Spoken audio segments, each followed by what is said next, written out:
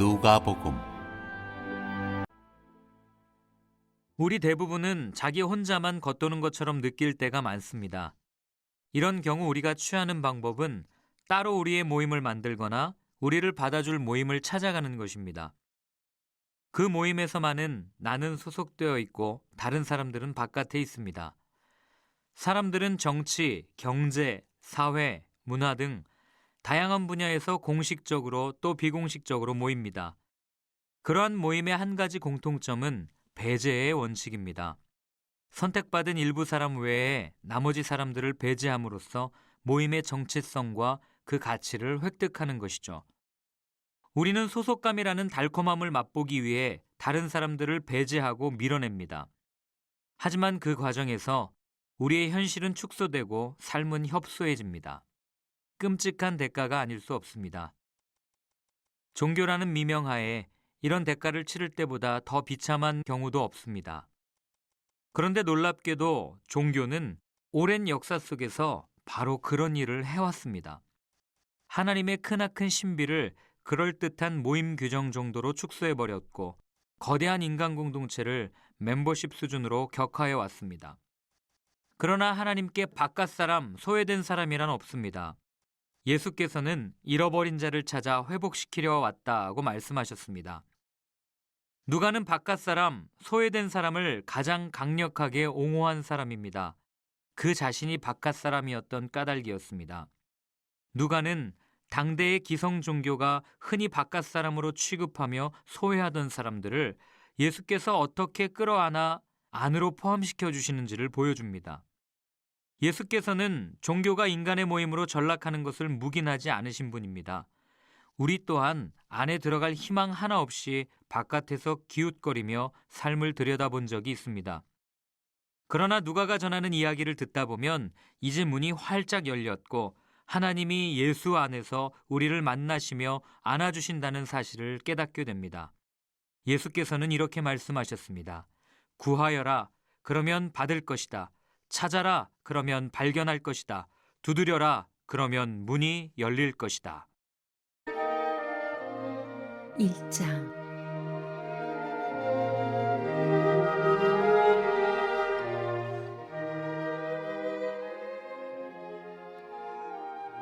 자신들의 삶으로 이 말씀을 섬겼던 최초의 목격자들이 전해준 보고를 바탕으로 우리 가운데 일어난 성경과 역사의 놀라운 추수 이야기를 정리하려고 손을 댄 사람들이 아주 많았습니다. 이야기의 발단부터 시작해 모든 보고를 아주 자세히 살펴본 나도 데오빌로 각하를 위해 모든 것을 상세하게 기록하기로 했습니다. 이로써 각하께서는 그동안 배운 것이 믿을 만한 것임을 확실히 알게 될 것입니다.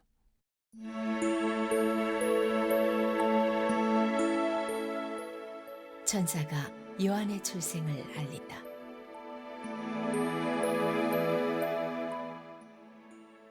유대왕 헤롯이 다스리던 때에 아비야 반열에서 직무를 맡은 제사장이 있었다. 그의 이름은 사가랴였다. 그의 아내는 아론의 후손으로 이름은 엘리사벳이었다. 이들 부부는 주의하여 계명의 도를 지키고 하나님 앞에서 깨끗한 양심을 품고서 바르게 살았다. 그러나 엘리사벳이 임신을 할 수 없어 그들에게는 자식이 없었고 이미 나이도 많았다. 마침 사가랴가 자기 차례가 되어 하나님 앞에서 제사장 직무를 수행하고 있었는데 그가 하나님의 성소에 들어가 분향하는 일을 맡게 되었다. 그것은 평생 한 번 오는 일이었다. 분향 시간에 회중은 성전 바깥에 모여 기도하고 있었다. 그때 하나님의 천사가 예고도 없이 성소의 분향단 오른쪽에 나타났다. 사가랴는 두려워서 그 자리에 얼어붙었다. 천사가 그를 안심시켰다.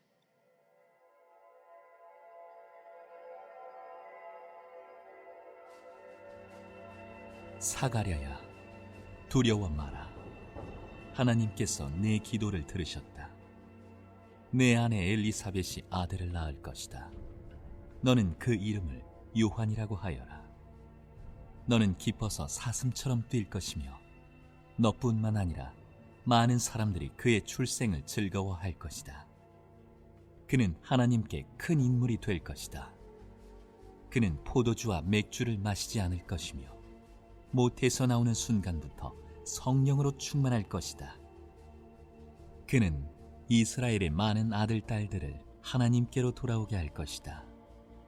그는 엘리야의 방식과 능력으로 하나님의 오심을 알리고 자녀를 향한 부모의 마음을 녹이며 완고한 회의론자들의 마음에 뜨거운 깨달음의 불이 타오르게 할 것이다. 그는 백성으로 하여금 하나님을 맞을 준비를 하게 할 것이다. 자가랴가 천사에게 말했다. 그 말씀을 믿으라는 말입니까? 나는 늙은 사람이고 내 아내도 늙었습니다. 그러자 천사가 말했다. 나는 하나님의 파수꾼 가브리엘이다. 나는 너에게 이 기쁜 소식을 전해주려고 특별히 보내심을 받았다. 그런데 내가 내 말을 믿지 않으니 내 아들이 태어나는 날까지 너는 말을 하지 못할 것이다.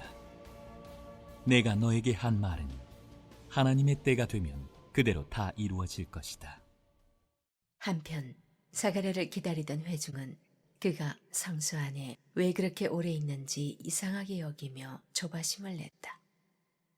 사가랴가 밖으로 나와 말을 하지 못하자 그들은 그가 환상을 본 줄 알았다. 사가랴는 계속해서 말을 하지 못한 채 손짓으로 사람들에게 뜻을 전해야 했다. 제사장 직무기간이 끝나자 사가랴는 집으로 돌아갔다. 얼마 후에 그의 아내 엘리사벳이 임신했다.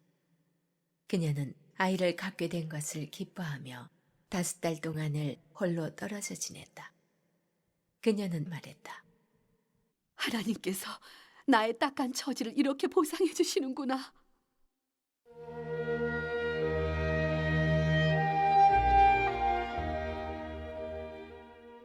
처녀가 임신하여 아들을 낳을 것이다.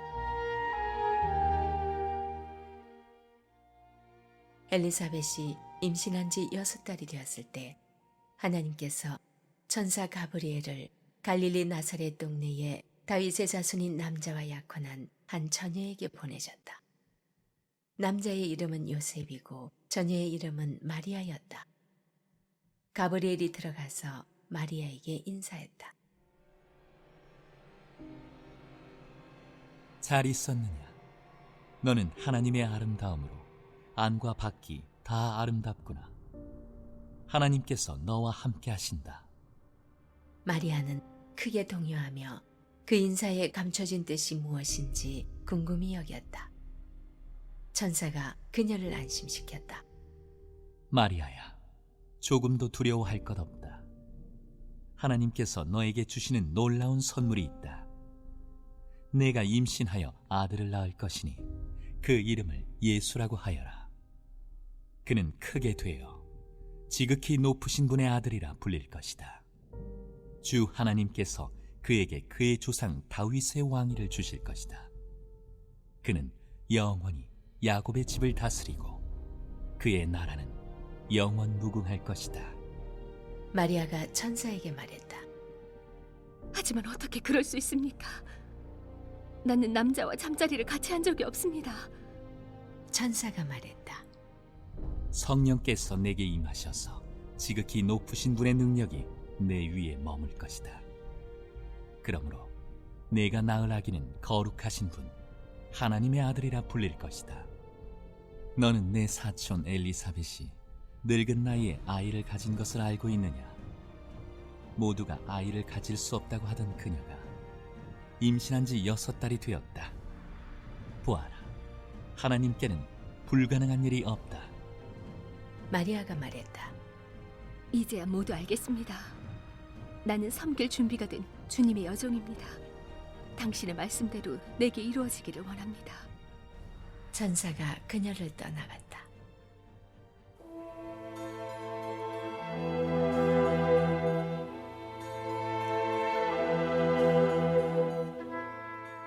여자 가운데 참으로 복된 자.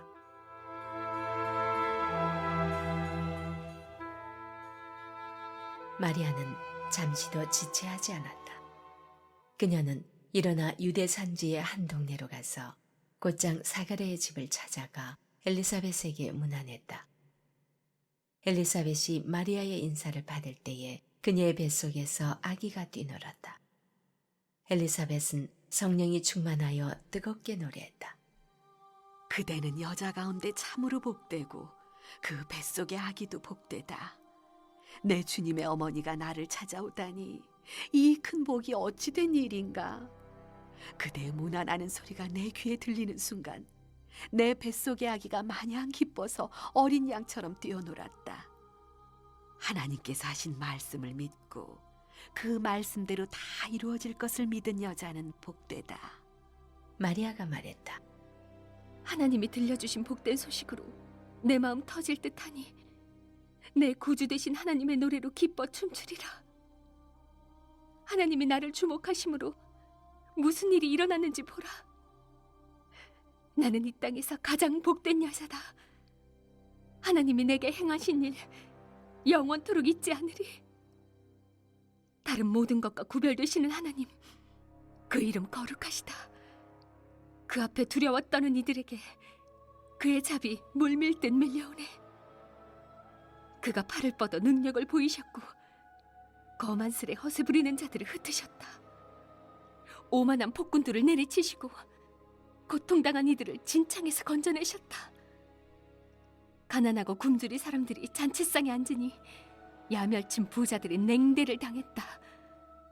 기억하셔서 풍성이 잡이 드높이 쌓으시며 택하신 자녀 이스라엘을 품으셨다. 아브라함으로 시작해 지금까지 약속하신 대로 그의 자비가 정확히 이루어졌다. 마리아는 석 달 동안 엘리사벳과 함께 있다가 자기 집으로 돌아갔다.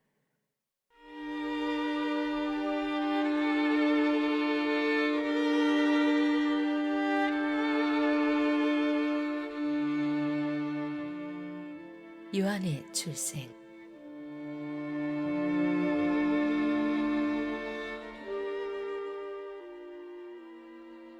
출산일이 되어 엘리사벳이 아들을 낳았다. 이웃과 친척들은 하나님께서 그녀에게 베푸신 큰 자비를 보고 함께 즐거워했다. 8회째 되는 날, 그들이 아기에게 할례를 행하러 와서 그 아버지의 이름을 따서 아기의 이름을 사가랴로 지으려고 했다. 그러나 엘리사벳이 끼어들었다.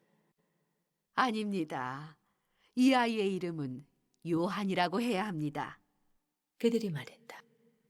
하지만 당신네 집안에는 그런 이름을 가진 사람이 아무도 없지 않습니까? 그들은 사가랴에게 손짓하여 아이에게 어떤 이름을 지어주려고 하는지 물었다. 사가랴가 서판을 달라고 하더니 이렇게 썼다. 아이의 이름은 요한이라고 해야 합니다. 사람들이 모두 깜짝 놀랐다. 놀랄 일은 그것만이 아니었다. 어느새 사가랴의 입이 열리고 혀가 풀어지더니 말을 하면서 하나님을 찬양하는 것이었다. 깊은 경외심이 이웃을 덮었고 유대 온 산지 사람들이 온통 그 이야기뿐이었다. 이야기를 들은 사람들은 모두 그 일을 마음에 새기며 놀라워했다. 이 아이가 장차 어떤 사람이 될까? 하나님께서 이 일에 함께하신 것이 분명하다.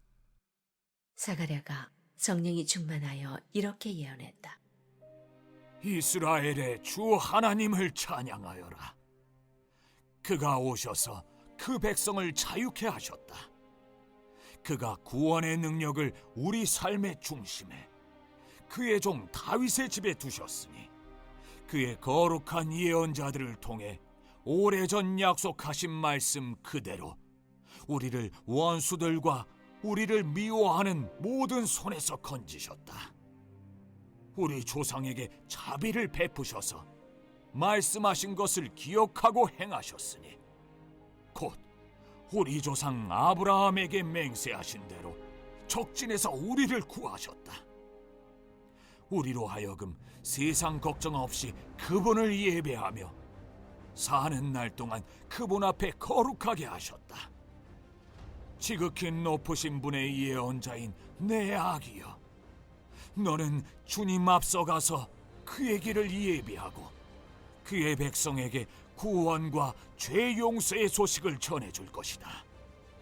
하나님의 자비로우신 마음, 하나님의 해돋음 우리에게 임하셔서 어둠 속 죽음의 그늘에 앉아있는 이들을 비추고 우리의 길을 한 걸음씩 밝혀 평화의 길로 인도할 것이다. 아이는 자라며 심령이 굳세어졌다. 그는 예언자로 이스라엘에 등장하기까지 광야에서 살았다. 역사적인 복음, 한 사람을 위해 쓴 구속사, 혼돈과 공허에서 시작한 새 이스라엘사, 성령으로 시작한 새 이스라엘사에 대해 묵상해 보시기 바랍니다. 누가는 그의 복음서를 재정 후원자로 추측되는 데오빌로 각하에게 헌정합니다. 그는 헌정 서문에서 복음서를 쓰게 된 배경, 목적을 분명하게 밝힙니다. 저술 배경 1, 2절과 저술 목적으로 구성되는데요. 많은 사람들이 예수를 통하여 성취된 사실들을 기록하려고 시도했습니다. 그들은 예수 말씀과 행하신 일들을 직접 목격한 제자들이 전해준 대로 글을 쓰고자 했습니다. 저술 배경을 밝히는 이 구절들은 누가의 서술 관점을 잘 드러냅니다.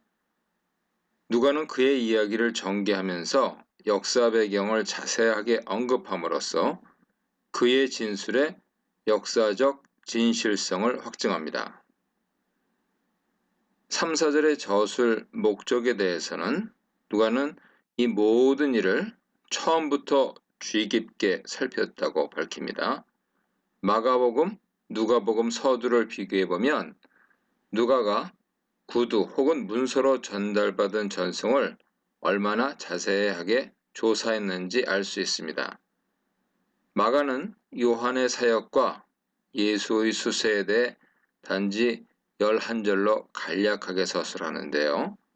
누가는 요한의 출생과 예수의 탄생에 관해서 자세하게 진술하고요.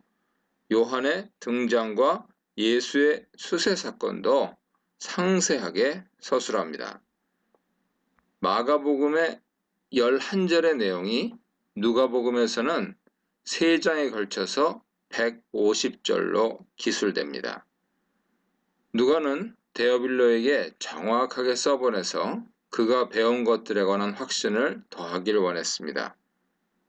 그의 저술을 통해 데오빌로가 이미 배워서 알고 있던 예수 그리스도에 대한 확신을 더욱 분명하게 하길 기대한 것이죠. 누가는 역사적 사실에 입각해서 복음서를 서술했습니다. 이것은 요한의 전파에 대한 그의 진술에서 단적으로 드러납니다. 또한 누가는 다른 복음서 저자와 달리 이야기의 역사적 배경을 소상하게 밝힙니다. 한편 유일하게 공적 사역을 시작하는 예수의 나이를 언급하고 있습니다. 그러므로 누가는 그의 저술의 진실성을 데오빌로와 나아가 그의 복음서를 접하는 모든 자들에게 전달하고 있는 것이죠. 누가복음은 예수께서 행하신 일들에 관한 역사적 진술입니다. 이런 차원에서 누가복음을 새롭게 재음미할 필요가 있습니다. 누가복음은 합리적인 사고 영역에서 이해할 수 없는 요소들도 분명히 내포하고 있습니다. 특히 예수 그리스도의 탄생, 십자가 죽음, 부활, 승천, 재림 등의 근본적인 내용은 이성적이고 합리적인 판단에 접근을 불가하게 만들죠. 그러나 역사가 누가는 진술한 모든 것은 역사적 사실이다 하는 그러한 확실함을 가지고 있습니다. 세례 요한의 탄생 기사는 5절로 25절에 있는데요.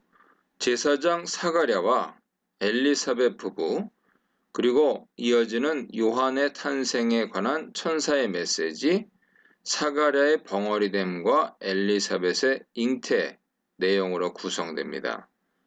5절에서 누가는 유대왕 헤롯 주전 37년부터 주후 4년까지 재위했던 사람인데요.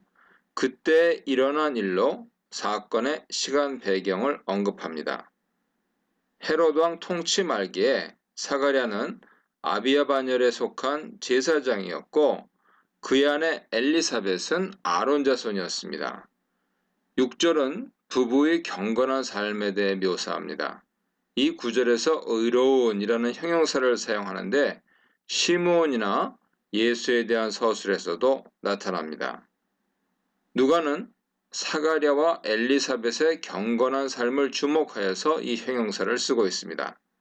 더군다나 이 형용사에 하나님 앞에서라는 전치사 수식을 붙여서 그들의 경건한 삶을 묘사하고 있습니다. 구절을 보면 두 사람은 하나님 앞에서 의로운 자였다 하는 주문장과 주의 모든 계명과 규례 안에서 흠이 없게 행하는 이라는 분사구문으로 이루어집니다. 분사구문은 주문장을 수식해서 그들의 경건한 삶을 더욱 구체적으로 묘사하죠. 부부는 주의 계명들을 철저하게 지키며 하나님 보시기에 경건하게 살았습니다. 하나님은 그 앞에서 의로운 사가랴와 엘리사벳을 하나님의 아들 그리스도의 길을 예비하는 통로로 사용하셨습니다. 그리고 지금도 그 앞에서 의로운 자들을 찾아 그의 역사의 통로로 사용하십니다. 7절은 부부에게 자녀가 없었던 이유를 설명합니다. 엘리사벳은 잉태하지 못하는 여자였고 부부의 나이도 많아서 자녀를 낳을 수 없었습니다. 이 구절은 자녀가 없었던 아브라함과 사라 부부에 대한 언급과 매우 유사합니다. 8절로 17절은 성전에서 제사장 직무를 행하는 사가랴, 사가랴를 방문하는 천사와 사가랴의 반응, 자녀 출생을 전하는 천사 메시지로 구성됩니다. 8절로 10절은 천사가 출현할 때 상황에 관한 묘사인데요. 제사장 사가랴는 반열 차례에 따라서 그의 직무를 행하였는데 성소에 들어가서 분향하는 임무를 수행했습니다. 이 임무는 제사장에게 흔히 주어지는 것이 아니었고 일반 제사장이 대제사장에 들어갈 수 있는 지성소 가장 가까이 갈 수 있는 기회였기에 제사장들에게는 특별한 임무로 여겨졌을 것입니다. 제사장 사가랴가 성소에서 분향하는 동안 모든 백성들은 성소 밖에서 기도하며 기다리고 있었습니다. 그들은 제사장이 성소에서 임무를 마치고 성소 밖으로 나와 축복을 선포하는 의식을 진행하길 기다렸습니다. 11절과 12절을 보면 천사 방문에 놀라는 사가랴의 모습이 그려집니다. 천사의 나타남에 대한 두려움은 하나님의 임재에 대한 두려움으로 이해할 수 있습니다. 천사의 메시지는 세 부분, 요한 탄생에 관한 메시지, 요한의 구별됨과 사역에 관한 메시지, 요한의 특별한 사역에 관한 메시지로 나눕니다. 13절에서 천사는 요한의 출생과 장명에 관한 메시지를 전하지요. 장차 자녀를 낳을 것인데 이름을 요한으로 부르라고 말합니다. 요한은 하나님은 은혜로우시다 라는 뜻입니다. 14절로 16절에서 천사는 자녀의 출생으로 인한 기쁨을 전하고 그 기쁨의 이유를 설명합니다. 본문에서 요한은 주 앞에서 위대한 자, 포도주와 독한 술을 금할 자, 모태로부터 성령의 충만함을 받을 자로 묘사됩니다. 천사는 그가 하나님 앞에서 구별된 자로 이스라엘 백성을 회개케 하리라고 말합니다. 그리하여 14절에 언급된 기쁨은 이스라엘 백성의 회개와 관련되죠. 17절은 요한의 사역을 주의 길을 예비하는 것으로 언급합니다. 이 구절에서 문장의 주동사는 먼저 오다인데요. 주문장 그가 주보다 앞서 올 것이다 하는 문장은 부정사 구문 아버지의 마음을 자녀들에게 불순종하는 자들을 의인의 슬기로 돌이키게 하기 위하여 라고 하는 것에 의해 수식됩니다. 이 부정사 구문은 다른 부정사금은 주를 위하여 세운 백성이 준비하도록에 의해 수식되죠. 그러므로 17절은 요한이 주를 위하여 세운 백성이 준비하여 돌이키도록 하려고 주보다 먼저 올 것이다 하는 의미입니다. 본문에서 요한의 출생은 사가랴 간구에 대한 하나님의 응답의 결과라고 할 수 있습니다. 그런데 하나님의 응답은 사가랴 개인과 그의 가정의 필요를 채우는 차원에서 주어진 것이 아니라 이스라엘 백성을 향한 하나님 뜻이 성취되는 차원에서 주어졌습니다. 문맥으로 보면 요한의 출생은 많은 사람들의 기쁨, 이스라엘 자손의 돌이킴, 주를 위하여 세운 백성의 준비와 결부되죠. 하나님의 기도응답은 개인적인 필요가 채워지는 차원보다는 하나님 뜻이 성취되는 차원이 앞서야 합니다. 누가복음 1장 18절로 25절입니다. 믿기지 않는 복음, 징조, 수태에 대해 묵상해 보시기 바랍니다. 요한의 출생에 대한 천사 메시지에 이어서 사가랴와 천사의 대화 장면이 나옵니다. 천사 메시지를 들은 사가랴는 부부가 노년임을 말하며 의문을 제기하죠. 이에 천사는 자기 정체를 밝히면서 보냄받은 이유를 말합니다. 그리고 그가 자신의 말을 믿지 아니한 것에 대한 징계 메시지를 전달합니다. 18절은 천사 메시지를 들은 사가랴의 회의적인 질문 내용입니다. 이렇게 반문합니다. 나는 늙었고 나의 아내도 나이가 많은데 어떻게 그것을 믿을 수 있겠습니까? 부부가 늙어 자연적으로 자녀를 낳을 수 없는 상태임을 감안하면 사가랴의 의문은 당연하죠. 이 구절에서 사가랴의 불신 태도는 예수 탄생을 알리는 천사 메시지를 받아들인 마리아 태도와 비교됩니다. 19, 20절은 사가랴 질문에 대한 천사의 답변입니다. 19절에서 천사는 스스로 자신의 정체를 밝히죠. 하나님 곁에서 시중드는 가브리엘로 소개합니다. 그리고 자신의 역할에 관해 좋은 소식을 전하기 위해 보냄받았다고 말합니다. 이 구절에서 좋은 소식을 전하다 라는 뜻으로 사용된 단어는 누가의 표현입니다. 예수 그리스도로 말미암는 구원 소식을 전한다는 의미로 사용됩니다. 20절은 사가랴의 불신에 대한 천사 메시지입니다. 사가랴가 벙어리가 되어 말을 못하게 된 것은 그의 불신에 대한 징계지요. 천사는 네가 나의 말을 믿지 아니하였기 때문이라고 그 원인을 분명하게 밝힙니다. 한편 사가랴가 말을 못하게 된 것은 표적 성격도 있습니다. 천사는 벙어리됨의 기간을 이 일이 되는 날까지, 즉 천사 말이 이루어지는 때까지로 한정합니다. 일부 학자들은 사가랴가 말을 못하게 된 것을 비밀 모티프로 해석하는데요.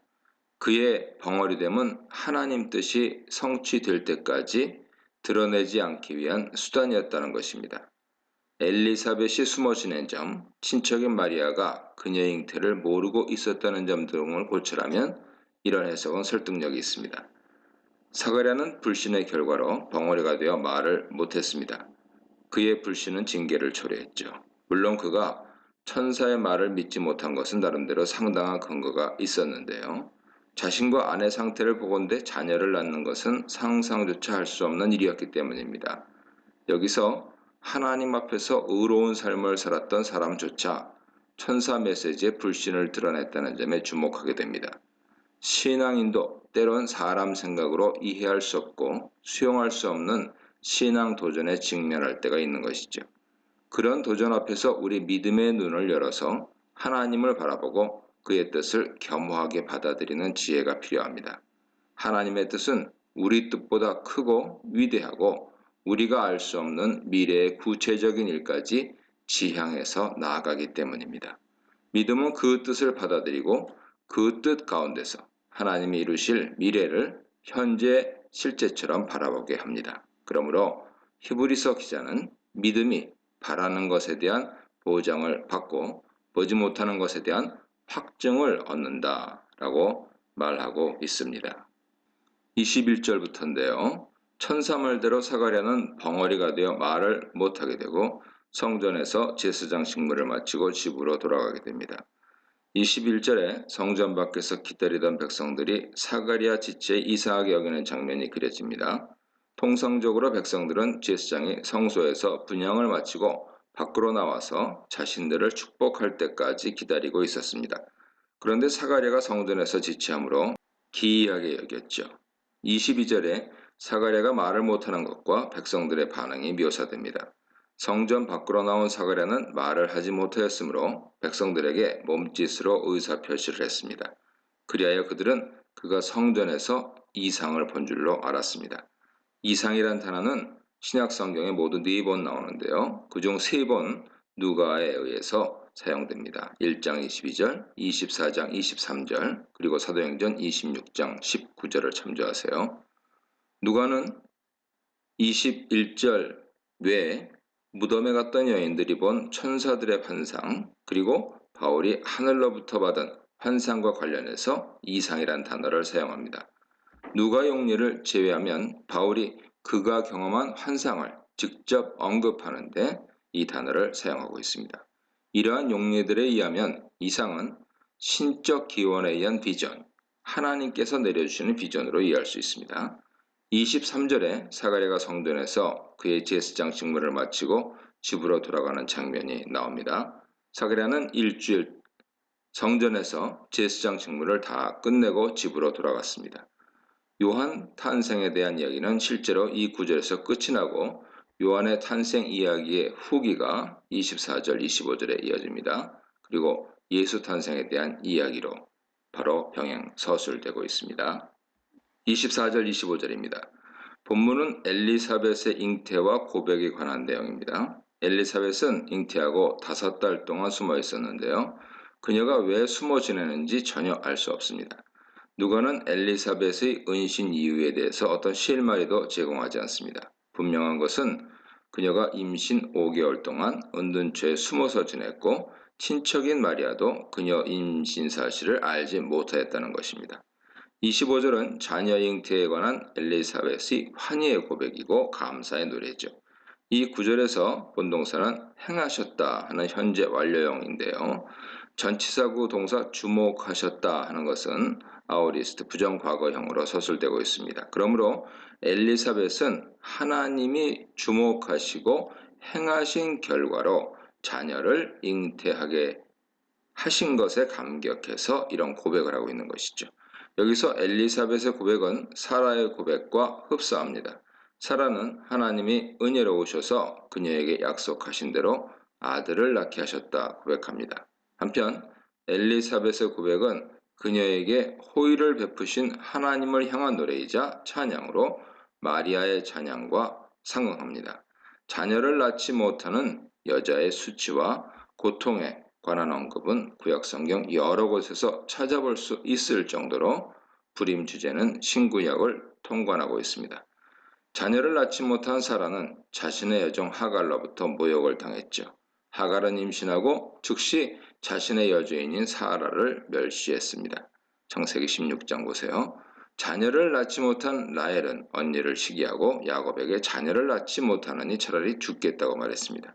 이에 야곱은 화를 내며 잉태하지 못하게 하시는 분은 하나님이라 힐난합니다. 창세기 30장 보세요. 분인나는 한나가 자녀를 낳지 못하므로 그녀를 몹시 괴롭히고 업신여겼습니다.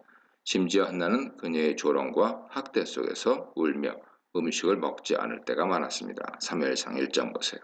이러한 예들에서 보듯이 자녀를 낳지 못한 엘리사벳도 사람들 가운데서 이루 말할 수 없는 부끄러움의 날들을 당시에 보냈을 것입니다.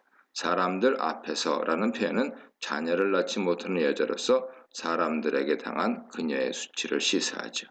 본문에서 엘리사벳은 하나님의 호의를 마음에 새기며 고백합니다. 엘리사벳에게 호의를 가지고 바라보셨던 하나님은 오늘도 예수 그리스도를 따르는 경건한 사람들에게 호의를 가지고 바라보십니다. 그들을 주목하시고 그들의 공고한 날에 위로의 손길을 내미십니다. 성령 안에서 새 힘을 주시고 힘들고 어려운 환경 가운데서 일어나 하나님을 향하게 하시죠. 지친 마음으로 닫힌 입술을 열고 호의를 베푸시는 하나님을 향하여 찬양하게 하십니다. 그러므로 본문에서 엘리사벳의 고백과 찬양은 호의를 베푸시는 하나님을 향한 모든 신앙인의 고백인 동시에 찬양입니다. 누가복음 1장 26절로 38절입니다. 마리아의 수태, 가혹한 은혜, 약속을 성취하시는 신실한 은혜, 약속을 믿는 신실한 믿음에 대해 묵상해 보시기 바랍니다. 요한의 출생 이야기와 마찬가지로 예수 탄생 이야기는 천사 가브리엘의 등장으로부터 전개됩니다. 천사 가브리엘이 마리아를 방문하여 특별히 문안하고 마리아는 천사의 인사에 놀라서 궁금하게 여기죠. 26절, 27절은 사건의 전체 배경을 묘사합니다. 시간 배경은 엘리사벳이 잉태하고 6달째 되던 때고요. 공간 배경은 갈릴리 나사렛 마을입니다. 천사 가브리엘은 예수 탄생 소식을 전하기 위해 마리아를 방문했습니다. 누가는 이 일이 6째 달에, 즉 엘리사벳이 잉태하고 6째 달 되던 때 일어난 일이라 명시합니다. 이렇게 하므로 일어난 일의 사실성을 부각시키고 엘리사벳의 잉태와 마리아 잉태를 긴밀하게 연결시킵니다. 27절에 보면 천사는 마리아를 방문합니다. 천사는 다윗 가문에 속한 요셉과 정혼한 마리아에게 찾아갑니다. 요셉 가문을 밝힘으로써 장차 마리아에게 잉태될 아기가 메시아임을 암시하죠. 이것은 이어지는 천사 메시지에서 확실하게 드러납니다. 28절은 마리아를 만난 천사의 인사 내용입니다.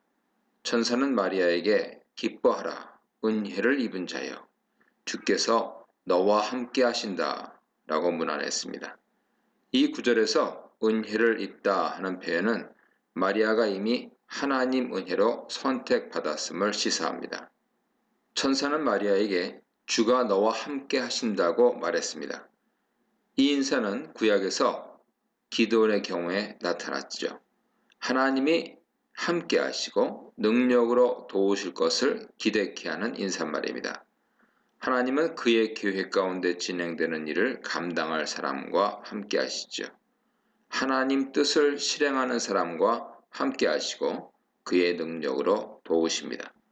29절에서 천사의 인사에 대한 마리아 반응이 언급됩니다. 마리아는 천사의 평범하지 않은 인사에 몹시 놀랐습니다. 그러한 놀라움은 도대체 그 인사말이 무슨 뜻일까 하고 궁금하게 여겼다는 사실에 의해 더 강화되죠. 마리아의 놀라움은 경외의 마음을 함축하는데 천사의 나타남에 놀랐던 사가랴의 경우와 동일합니다. 30절 이하 본문은 예수 탄생과 그의 정체성에 관한 천사의 메시지 내용입니다. 천사는 자신의 인사에 놀란 마리아를 안심시키고 예수 탄생에 관한 메시지를 전달합니다. 30절에서 천사는 마리아에게 그녀가 하나님의 은혜를 받은 자임을 재차 역설합니다. 28절에 이어 이 구절에서 하나님 선택에 따라 그녀에게 주어진 은혜를 강조하는데 이 은혜는 예수 잉태와 연결되죠. 하나님의 은혜를 입다라는 관용적인 표현은 은혜 받을 자에 대한 하나님의 자유로운 선택을 강조합니다. 하나님은 가나안 정복을 앞둔 모세에게 나타나셔서 말씀하셨습니다. 나는 은혜 베풀 자에게 은혜를 베풀고 불쌍히 여길 자를 불쌍히 여길 것이다. 출애굽기 33장 19절 말씀입니다. 하나님은 지금도 은혜 받을 자에게 아낌없이 은혜를 베푸시죠. 하나님의 계획에 따라 그의 뜻을 이루어 갈 자에게 은혜를 베푸십니다. 31절로 33절은 예수 탄생과 그의 정체성에 관한 천사의 메시지입니다. 31절은 마리아의 잉태와 태어날 아들의 이름에 관한 메시지죠. 천사는 태어날 아들을 예수라 칭하라 명령했는데 그 이름은 하나님이 구원하신다라는 뜻입니다. 32절, 33절은 예수의 정체에 관한 메시지로 크게 두 부분, 지극히 높으신 자의 아들, 그리고 다윗의 보좌에 앉아 이스라엘을 다스릴 자로 나뉩니다. 이 구절에서 지극히 높으신 자는 하나님과 병행해서 언급되는데요. 이러한 병행은 1장 35절에서 다시 나타나죠. 두 구절에서 지극히 높으신 자의 아들, 이어서 하나님, 이어서 지극히 높으신 자, 이어서 하나님의 아들이 교차 대급법 배열을 통해서 예수께서 지극히 높으신 하나님의 아들임을 강조합니다. 하나님을 지극히 높으신 자로 지칭하는 것은 누가의 표현이죠. 마태복음 8장 29절에서 예수, 하나님의 아들은 그 병행 구절인 누가복음 8장 28절에서 지극히 높으신 하나님의 아들로 묘사되고 있습니다.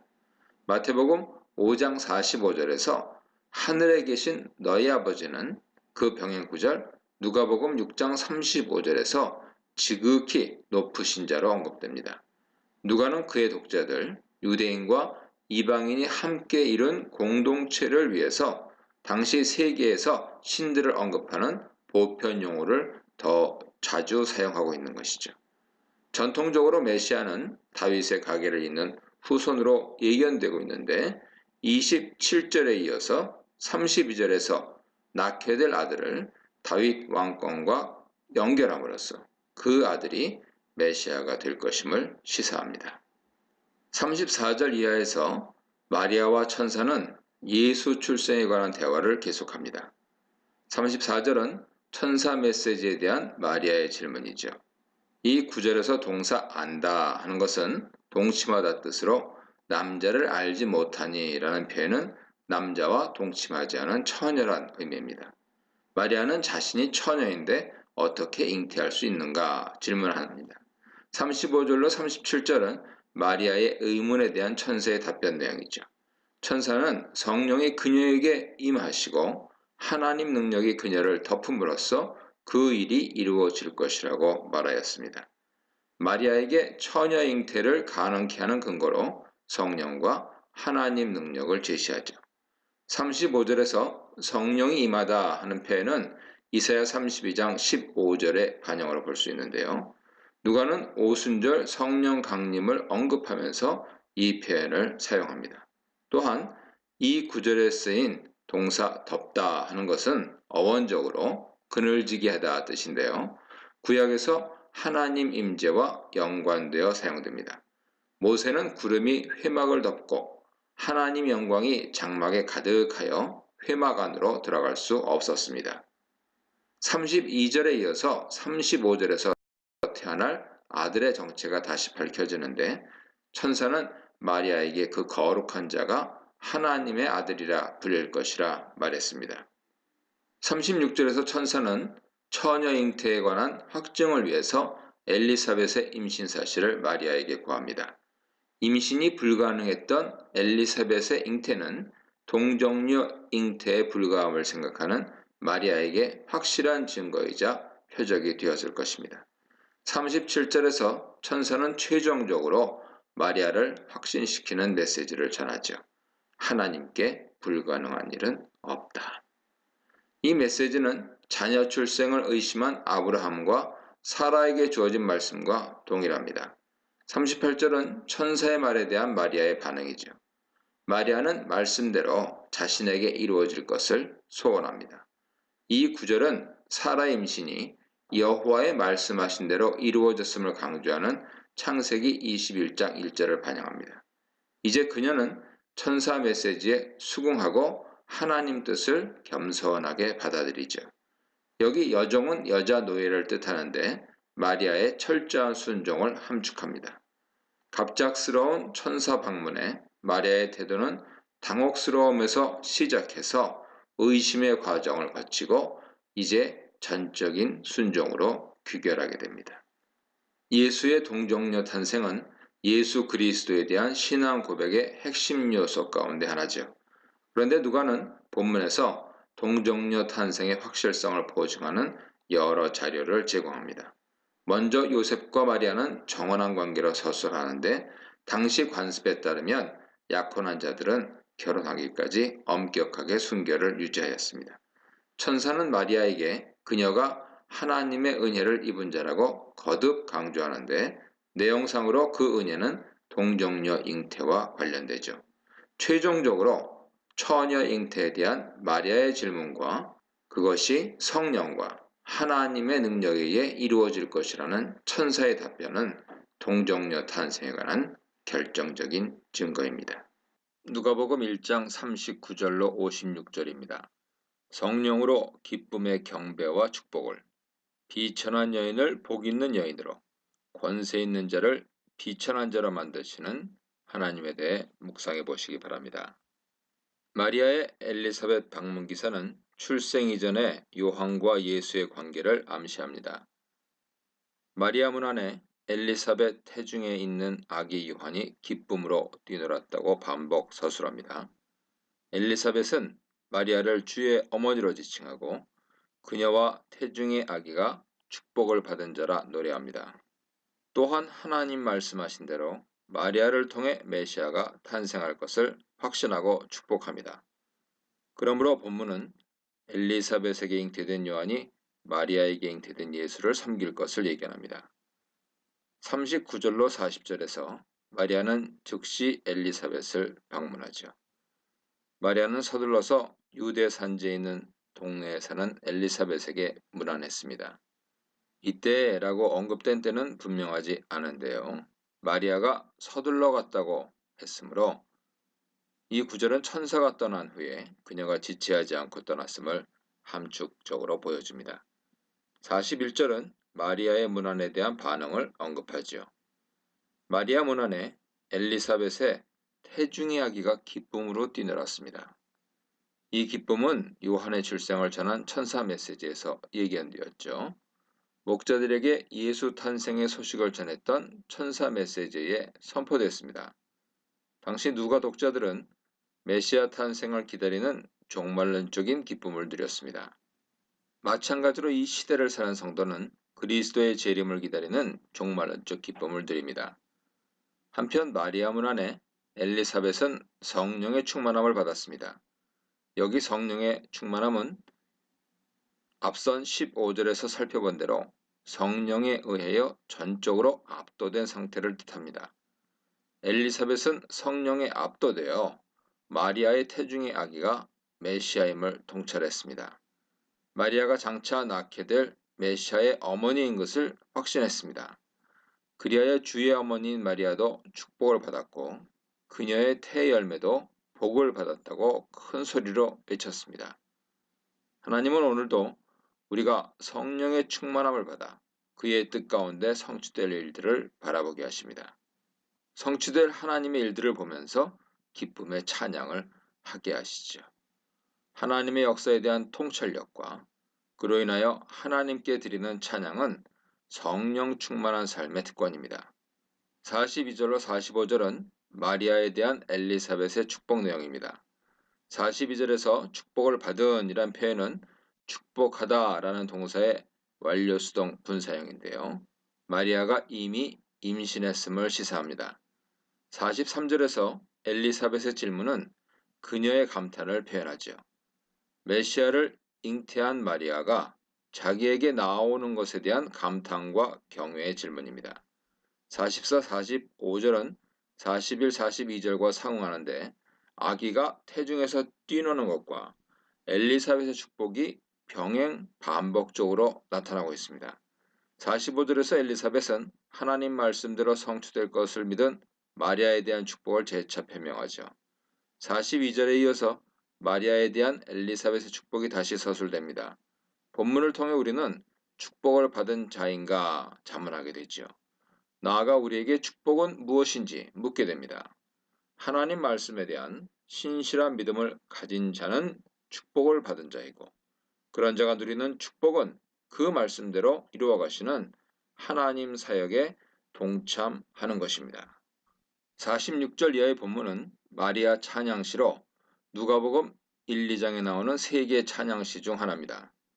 마리아의 찬양은 사무엘상 2장에 나오는 한나의 기도와 비교되는데 하나님을 향한 찬양, 하나님 역사로 인한 기쁨, 교만한 자에 대한 징계, 부유한 자와 가난한 자의 대조 등 주요 내용에서 흡사합니다.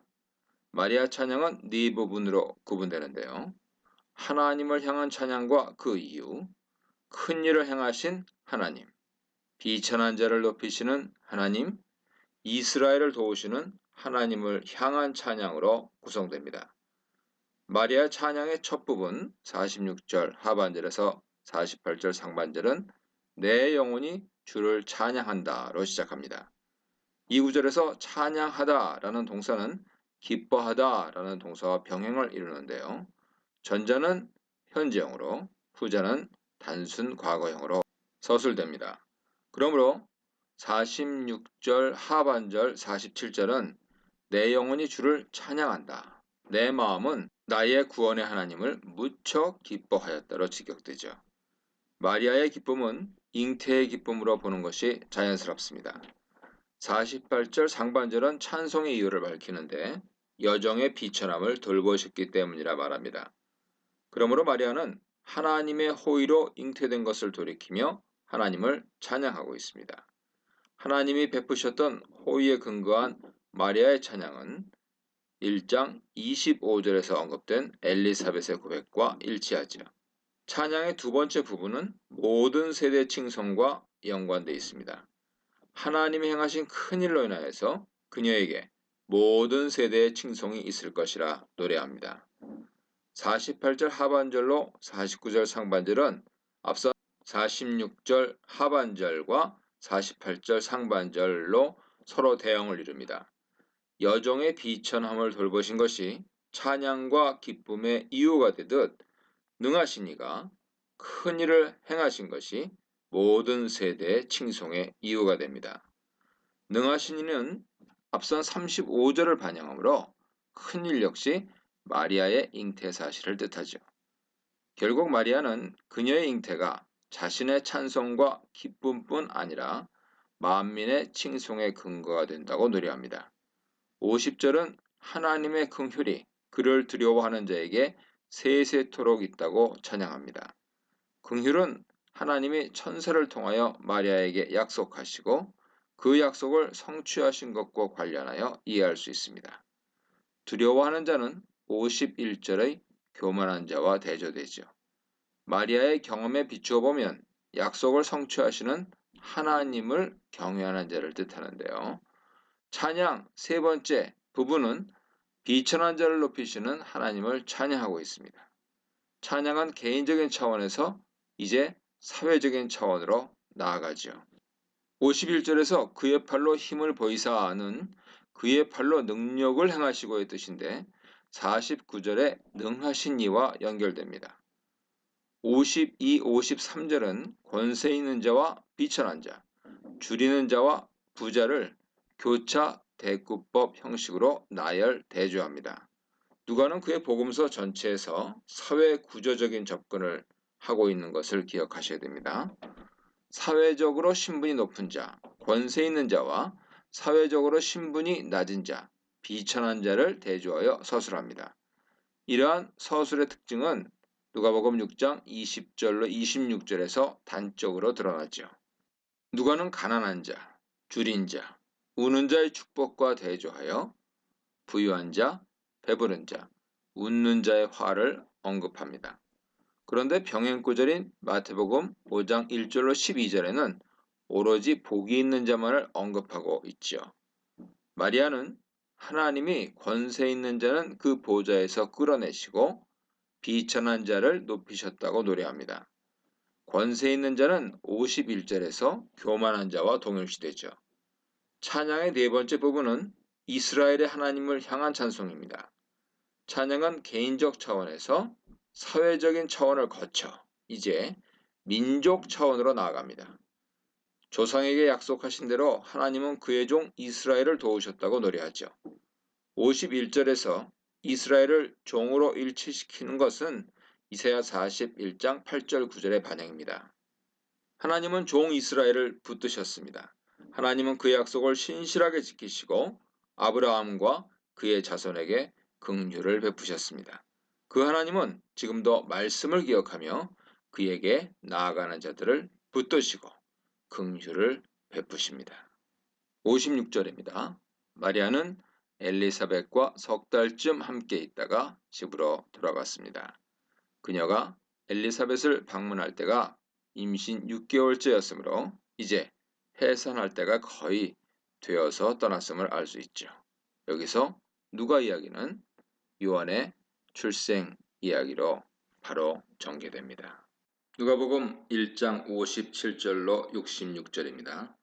긍휼로 얻은 기쁨, 믿음으로 지은 이름, 은혜로 열린 소통에 대해 묵상해 보시기 바랍니다. 57절 58절입니다.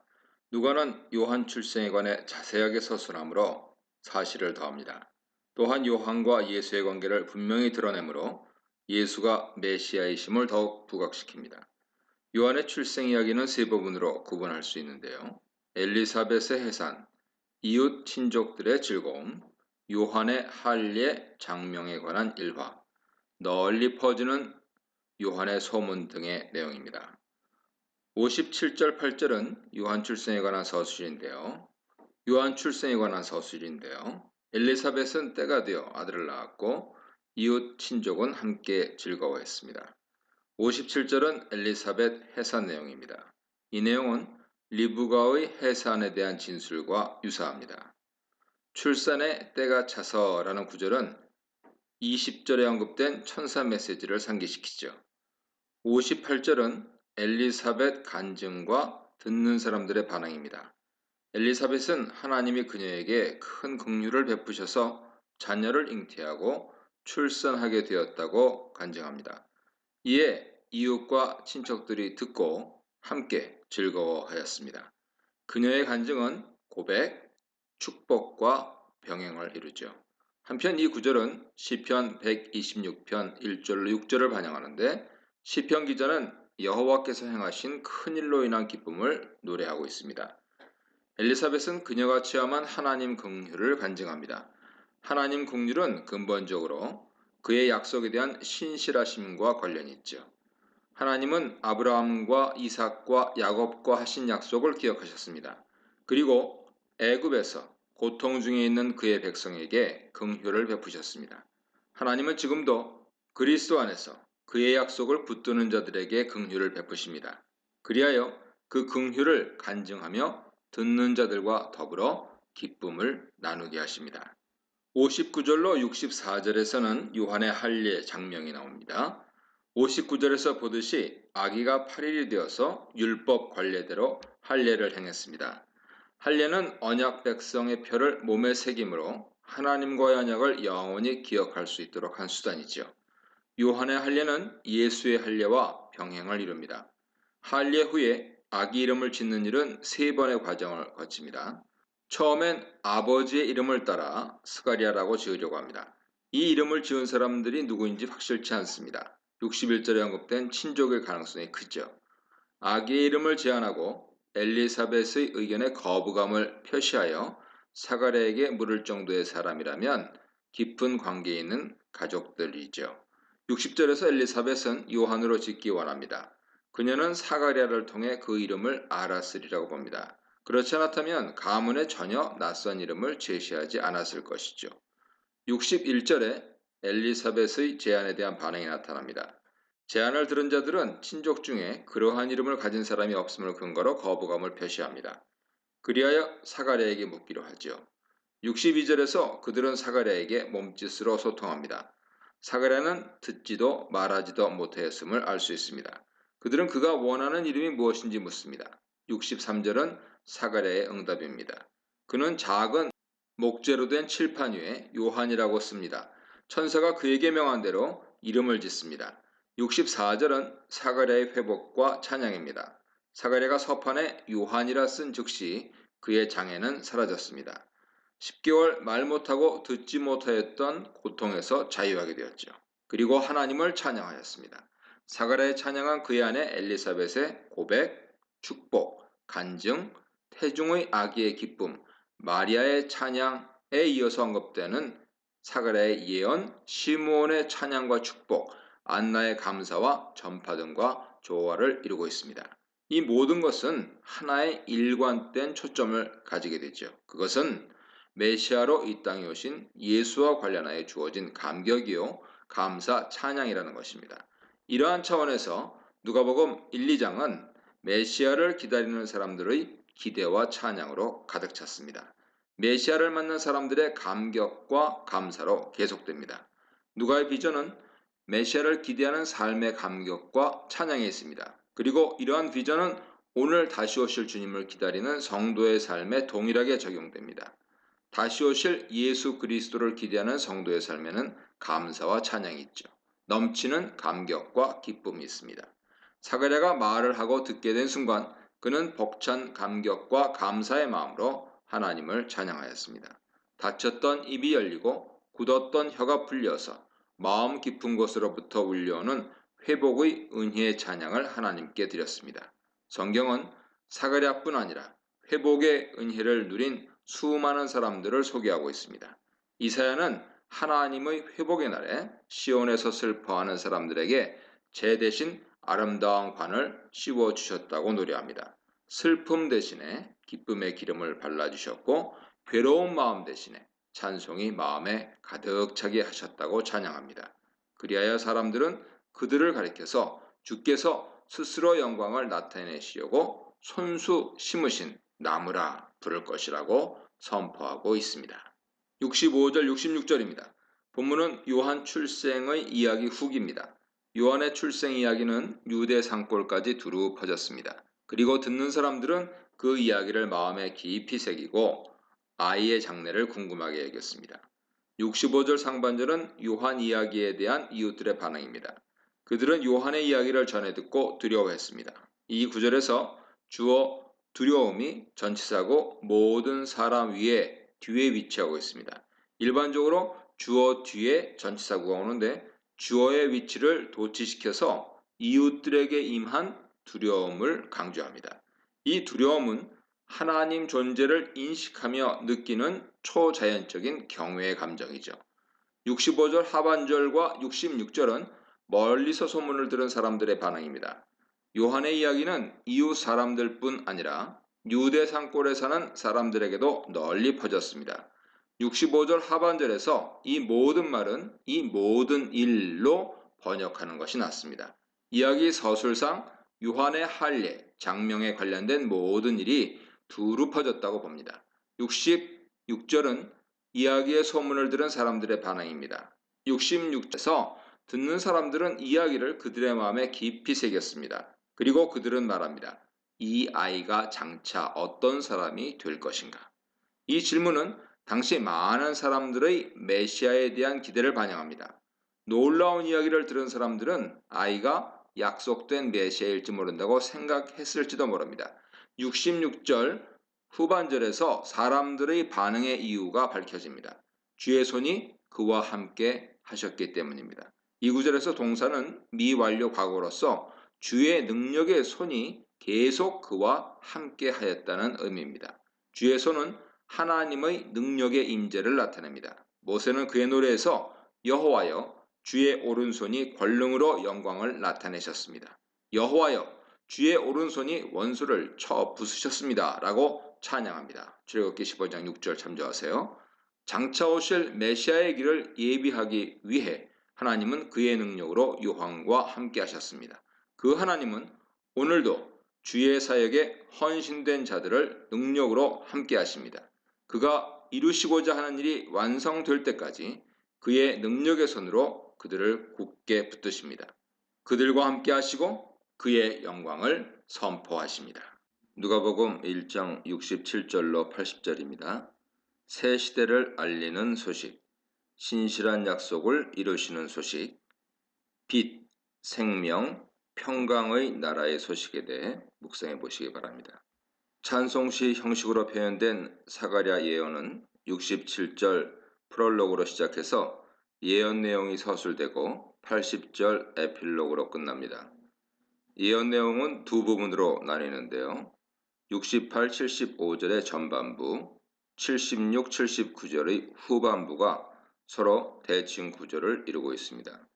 전반부는 하나님을 찬양하는 서두에 이어서 메시아를 통한 하나님의 구원, 구원과 언약의 내용으로 구성됩니다.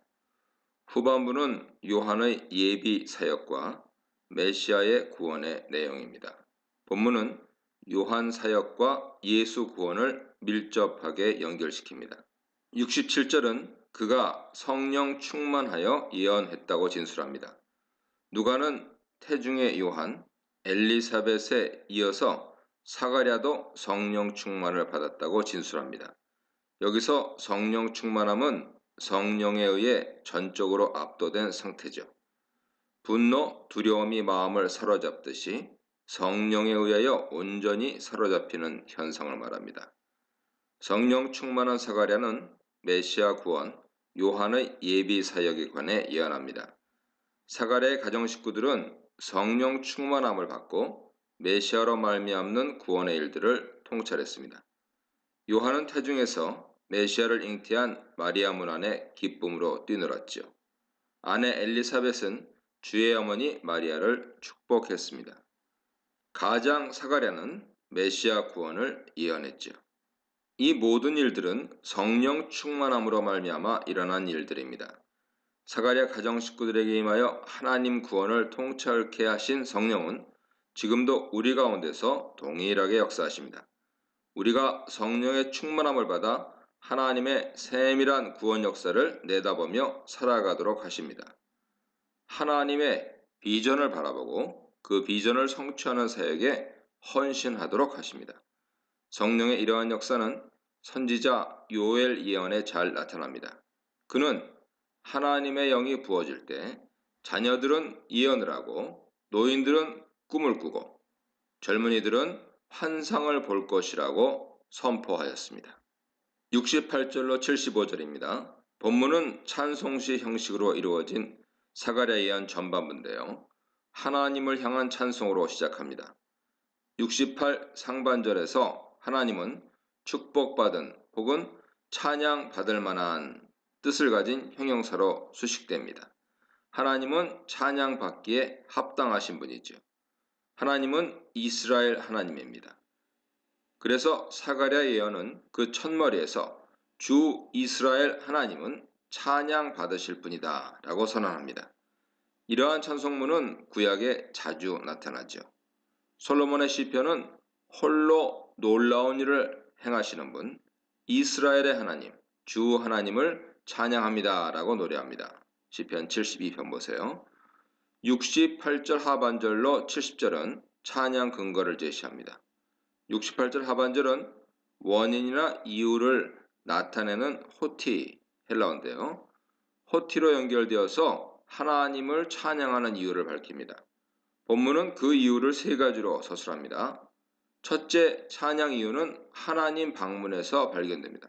이 구절에서 돌아보다로 번역된 동사는 방문하다 하는 뜻인데 특별히 아프고 고통 중에 있는 자를 방문한다는 의미입니다. 구약에서 이 동사는 구원을 베푸시는 하나님 방문과 연하여 나타납니다. 출애굽기 4장, 시편 106편, 예레미야 15장 참조하세요. 하나님은 고통 중에 있는 이스라엘 백성을 기억하시고 그들을 방문하셨습니다. 둘째 이유는 하나님 구속에서 찾습니다. 속량은 속전을 받고 석방하는 것인데 이스라엘 백성의 출애굽을 그 배경으로 하고 있죠. 하나님은 애굽 종이었던 그의 백성을 구속하시고 계속해서 이방민족 압제로부터 그들을 구출하셨습니다. 셋째 이유는 하나님이 메시아를 다윗 가문에서 일으키셨음을 지적합니다. 19절에서 구원의 뿔은 메시아 상징이죠. 시편 132편 17절에서 다윗의 뿔은 기름 부음 받은 자 메시아로 동일시됩니다. 메시아 탄생을 예고한 천사는 하나님이 태어날 아기에게 다윗의 보좌를 주실 것이라고 전하였습니다. 그리하여 천사 말대로 다윗 혈통에서 메시아가 태어났죠. 사가랴의 찬양 제목은 하나님의 방문, 하나님의 구속, 메시아 탄생으로 요약됩니다. 그러므로 그의 찬양은 구원론적인 동시에 기독론적이죠. 하나님은 우리의 찬양을 받으실 만한 분입니다. 그 하나님을 향한 우리의 찬양의 제목은 무엇인가 묵상해 보시기 바랍니다. 70절은 메시아 구원이 선지자를 통하여 선포된 말씀 성취임을 언급합니다. 이 구절은 사도행전 3장 21절과 유사하죠. 71절로 75절은 구원과 언약의 주제입니다. 71, 72절은 구원에 관한 설명이고 73, 75절은 언약에 관한 설명입니다. 71절은 원수와 우리를 미워하는 자를 동일시하죠. 이러한 예는 시편 106편 10절에서도 발견됩니다. 72절은 구원의 근거를 두 개의 부정사 구문으로 설명하고 있는데요. 구원은 하나님의 긍휼에 근거하는 한편 하나님의 약속에 근거합니다. 하나님은 그의 백성을 긍휼히 여기시고 그들과 맺은 언약을 기억하셔서 그들을 원수의 손에서 구원하셨습니다. 73절에서 그 언약은 아브라함에게 하신 것으로 언급되는데 창세기 22장 16절 이하를 반영합니다. 74절, 75절은 약속의 내용인데 그 약속은 원수의 손으로부터 벗어나 주 앞에 성결과 의로 섬기는 것이죠. 섬기다라는 동사는 구약에서 흔히 제사장 섬김과 관련해서 사용되었습니다. 하나님은 그의 백성들을 원수들의 손에서 구속하시고 경건과 의 가운데 두려움 없이 섬기도록 하셨습니다. 76절로 79절입니다. 누가복음 1, 2장은 요한과 예수에 관한 다양한 이야기를 병행구조 속에서 짜임새 있게 서술하고 있습니다. 본문도 이러한 병행구조의 한 예가 되는데 요한의 사역과 결과에 병행하여 예수의 사역과 결과를 서술합니다.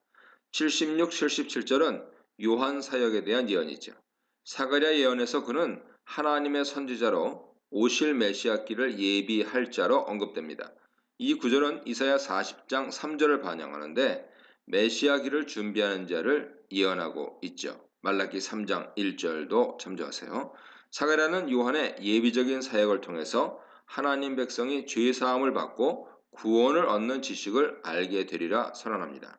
78, 79절은 메시아 구원의 내용입니다. 72절에 이어서 다시 하나님의 긍휼이 언급되는데 그 긍휼은 요한의 예비적인 사역과 돋는 해를 연결하는 고리입니다. 원문은 긍휼에 내장을 뜻하는 단어를 덧붙여서 하나님의 긍휼하신 심정을 강조합니다. 돋는 해는 어둠과 죽음의 그늘과 대조되어서 메시아 구원의 강력함을 시사하죠. 메시아는 죽음의 그늘에 앉은 자에게 구원의 빛을 비추고 우리의 발을 평화의 길로 인도하러 오실 것을 예언합니다. 주님은 죽음의 그늘에서 떨고 전쟁의 소문으로 불안해하는 사람들에게 희망 메시지를 선포하기 위하여 이 땅에 오셨습니다. 그러므로 주님의 오심은 모든 사람에게 기쁨의 좋은 소식입니다. 80절입니다. 요한의 출생 이야기 에필로그인데요. 요한의 성장 과정을 간략하게 진술합니다. 이 구절은 2장 40절, 52절과 병행을 이룹니다.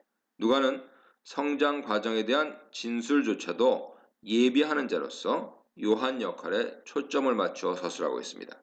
예수께서도 공적 사역을 시작하시기 전에 역시 광야에 머무셨습니다.